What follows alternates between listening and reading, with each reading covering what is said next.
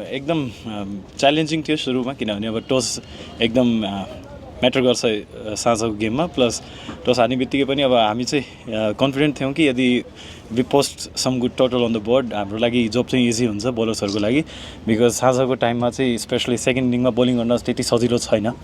And specially first time हामी under the lights खेलिरहेको हुनाले पनि अब ड्यू कतिको हुनसक्छ भन्ने पनि कुनै धेरै आइडिया चाहिँ थिएन। तर पनि the way we got start, अनि गप्थेल अनि लोकेश अनि त्यसपछि शुभम नारायण जो पनि अब बसिर जो पनि ब्याटिङ गर्न गइरहेको थियो, सबैजनाले चाहिँ आफ्नो च्यालेन्जेसहरूलाई चाहिँ एक्सेप्ट गरेर त्यो एक्जिक्युट चाहिँ जुन गर्नुपर्ने थियो प्लान्सहरू त्यो सबै एक्जिक्युट गरेर we posted a good total on the board.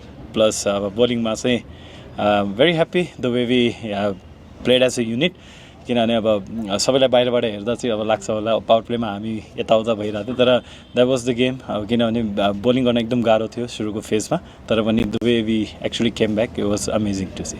आजको ब्याटिङको बारेमा अलिकति स्पेसली अब आज लोकेशले जस्तै 5 वर्षको खेल्नुभयो, यो चाहिँ एनपिएलको हिस्ट्रीमै सबैभन्दा बढी रन चाहिँ एउटा टिमले बनाएको छ। योभन्दा अगाडि पनि विराट कोहलीले नै बनाएको थियो, तपाईँले चेन्ज गर्नुभएको थियो 90 होइन।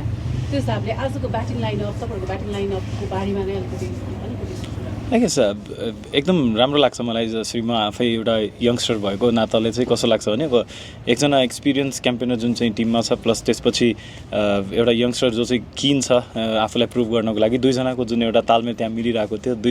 एकजनाले आफ्नो एक्सपिरियन्स सेयर गरिरहेको छ अर्कोसँग, र त्यो एक्सपिरियन्सलाई छिटै ग्यादर गरेर त्यसलाई इम्प्लिमेन्ट गर्नु एकदम आफैमा ठुलो कुरा हो। र लोकेशले जसरी आफूलाई प्रुभ गर्दै आइरहेको छ, आई गेस मलाई चाहिँ अझै पनि लाग्छ कि उसको बेस्ट चाहिँ अझै आउन बाँकी नै छ र यही टुर्नामेन्टमा पनि आउँछ, र एज ए टिम हामी योभन्दा पनि राम्रो गर्छौँ जस्तो लाग्छ। चेन्ज गर्दै गर्दाखेरि चाहिँ पोखरा चाहिँ राम्रो स्टार्ट थियो भने रसिङटन र घोटेलले ब्याटिङ गर्दै गर्दाखेरि तपाईँको प्लान के थियो? सिम्पल थियो, किनभने अब थाहा थियो कि पावर प्लेसम्म चाहिँ आई वाज जस्ट ह्याप्पी कि जे भइरहेको थियो, किनभने you can not do much about that because they were playing really well. उहाँहरूले स्टार्ट एकदम राम्रो पाउनु भएको थियो, तर अन द सेम टाइम तपाईँहरूले चाहिँ कुल हेड राखेर नै आफूले सोच्नुपर्ने हुन्छ कि अब if we were batting on उहाँहरूको ठाउँमा हामी हुने भए पनि त्यही स्टार्ट नै हुन्थ्यो हाम्रो लागि पनि, किनभने बोलिङ गर्न गाह्रो थियो त्यो फेजहरूमा। तर त्यसपछि गेम